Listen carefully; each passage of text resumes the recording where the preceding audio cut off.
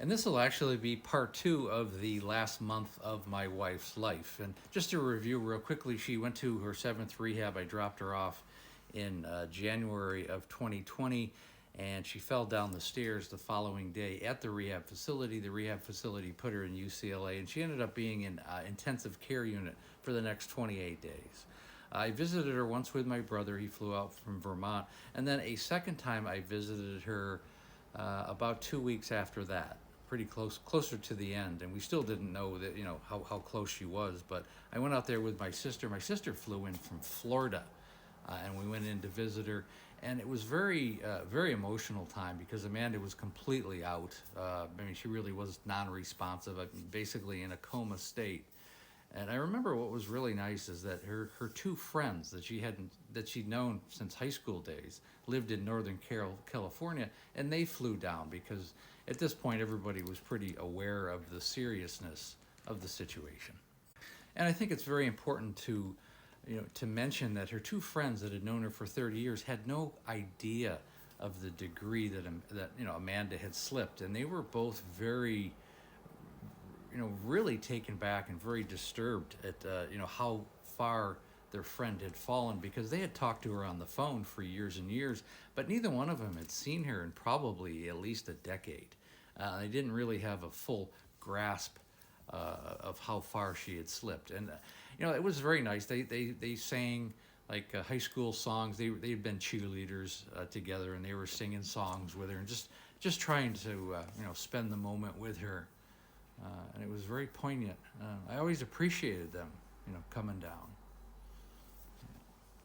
And I think the one thing I took away from her friends coming down that hadn't seen her in probably at least a decade was that at the end of your life, if you've continued, down this path of alcohol use disorder for a couple of decades, the only people left in your life are going to be fellow alcoholics or people that you have a long distance relationship with and who are not in your daily life, because certainly your family is going to be exhausted. They're going to be obliterated, and they may not even be part of your life, no matter what the relationship is. There's only so much human beings can take, and unless you've been in that situation, you really can't have an idea or a grasp of the emotions and the magnitude that both the alcohol use disorder person goes through and their family. And then the last time I visited her before the very end, when my sister had come out from Florida, Amanda actually had about a 60-second interval where she woke up, and it was the first time I'd actually seen her. Her eyes opened up. She couldn't talk. And I looked at her really quick. My sister was sitting next to me, and I just looked at her, and there really wasn't anything to say. I could see she was cognizant for a minute. And I just said, "I love you." I voiced those, and she just kind of said, the same words back. And that was essentially the last conversation that we ever had, because she never woke up, and then she just went right back kind of in a coma state.